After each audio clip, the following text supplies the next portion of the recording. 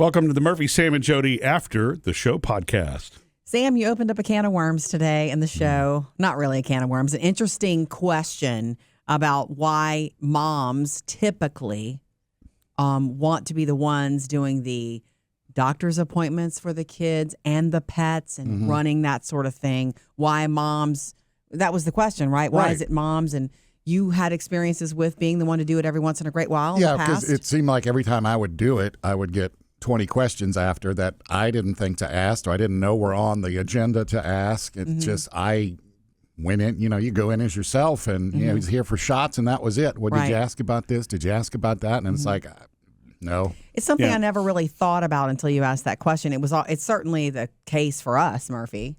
When the kids were little, but I wanted to do that. I wanted to be the one taking them to the doctors because I wanted to ask the questions and be on top of everything, kind of the lead in that arena. I think my experience here, I've been married 3 times, is that the mom does want to handle most of it. Yes, and is very specific about how thorough it is done. Yeah, and I'm comfortable with that zone. To me, that's sort of like the teamwork thing because I do know what'll happen if I go. And this is for anything that I do, even though like I handle all the the finances in our family, and if I go meet with a CPA, I'm going to have to take notes because there's no way I'm going to commit all that to memory.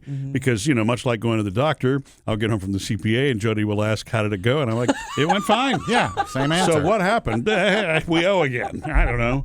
What? That example right there, you want to handle that stuff. If you had, I'm grateful that you want to handle that. Yeah, if you sent Jodi to do it and she came back and you were like, what did he say about that? And it's like, I wouldn't be able to. But it's an area of, I realize that's fine with me. I mean, you kind of answered your own question when you asked the question because you've lived it. And so, same thing.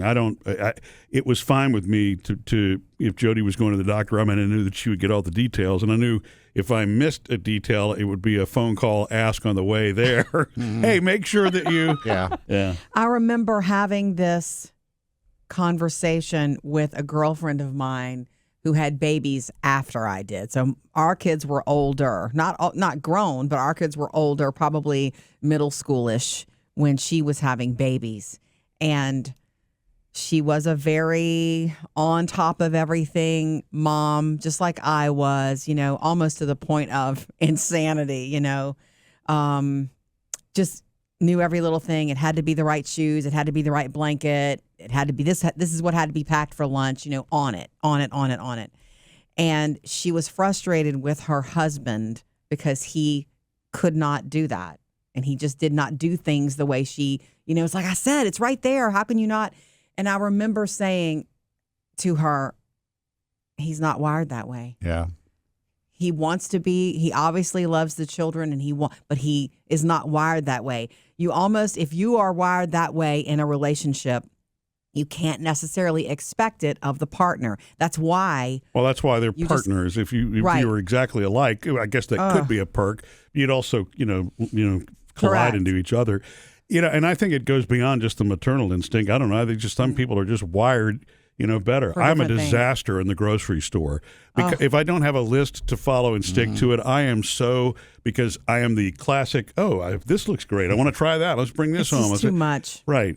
And so, I literally get lost. So you go to the store and buy things you want, not things you need. He comes home with a huge package of paper towels and 2 apples. And it's like, what are you going to do with this? Right. Well, I'm going to eat the apple, and when it gets on my hands, I'm going to wipe it up with the paper towels. Yeah. And that's okay. Yeah. It's if I set out with a list that, that's fine. But see, to me, even if I knew what you told me I would have to go get at the grocery store and didn't make that, it would not click with me. Because I'm just not wired that way. Do you know that I don't think enough ahead for a meal or something like that, which is probably why I'm prone to, when Jodi's out of town, I'm not likely to be making anything for myself. I'm going to be, because ordering a number 3. Well, no, not fast food. I don't do that. Right. Okay. I don't do fast food. Except for, it's constantly, I guess what I'm saying. This reminds me of a conversation I had with the owner of a deli once. That sounds good. Yeah.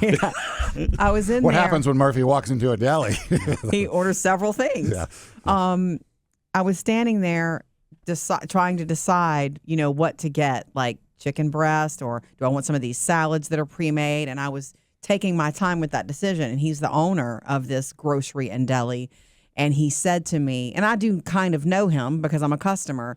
He said to me, yeah, I know you're not ready. He says, women never. They stand here for, 5 minutes to 10 minutes before they're ready. Men walk in and know exactly what they want.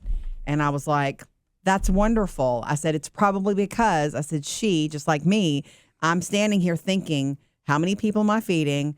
Can I make this last for leftovers? What's the best use? Yeah. I'm making 10 decisions. With a guy, it's an impulse. With a guy, he walks in and he needs 2 fillets, period. And it's more simple. I really do think that in many, many ways, a man's mind is more singularly focused and fantastic, and I envy it. Because when, things are happening, it's 100 things for me at one time. I can do it because I'm wired that way.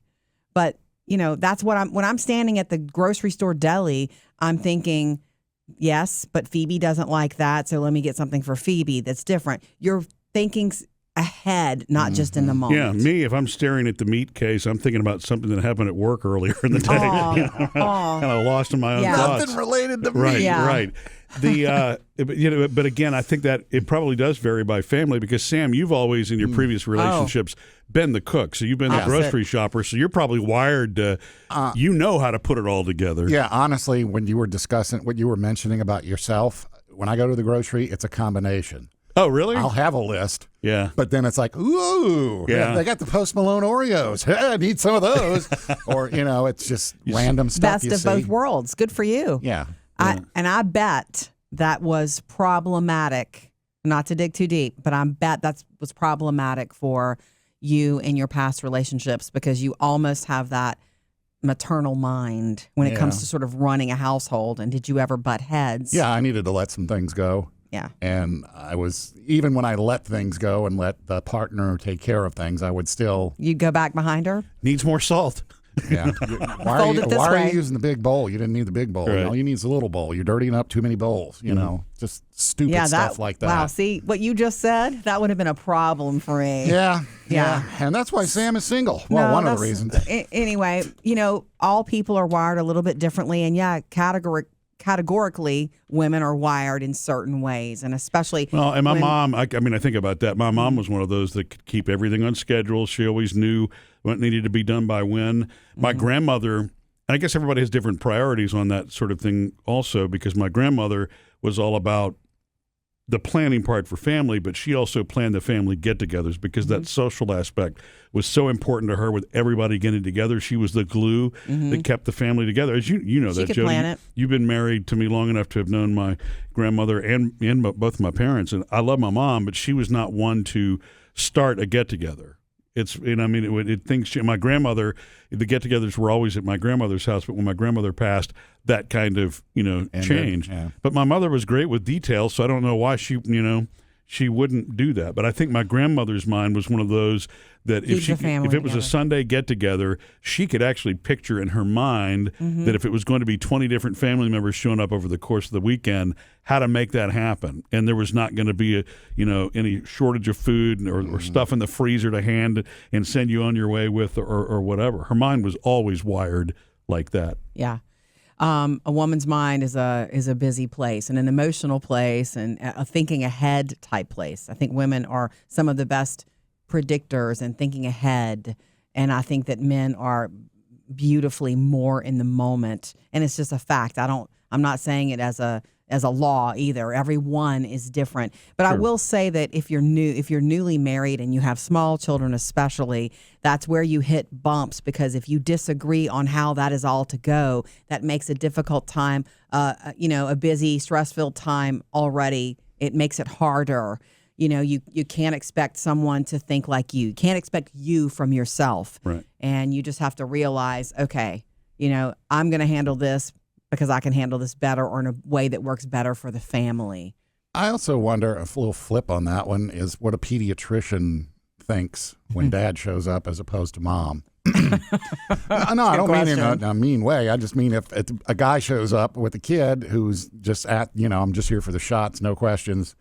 You're thinking they're going to say, I'm going to give you a rebate because you're not going to catch half of what I'm saying. Let me tell you this, too, and let me tell you that because, I know you're going to go home and get questions. Yeah. Or if mom shows up, it's like, okay, good, we're good. I think, my experience with the pediatrician, and maybe everyone is different, but he would always send papers home. Yeah. It would always be true. here's what's going on. So that was never, Here, Jody. Right, exactly. I had no problem with the follow-up on the pediatrician because I had it right there in my hand. I was glad of that. And sometimes you're tired. Sometimes you're juggling more than one kid. And when your kid is sick, to me, I was always especially stressed when they were sick. Oh, yeah. And so I would get home and not even be able to relate to you always, what I was told, although I knew what to do based on what I had been told, as if it was my absolute law, religious, like I had to do it, whatever he said to get this kid well or whatever. Yeah.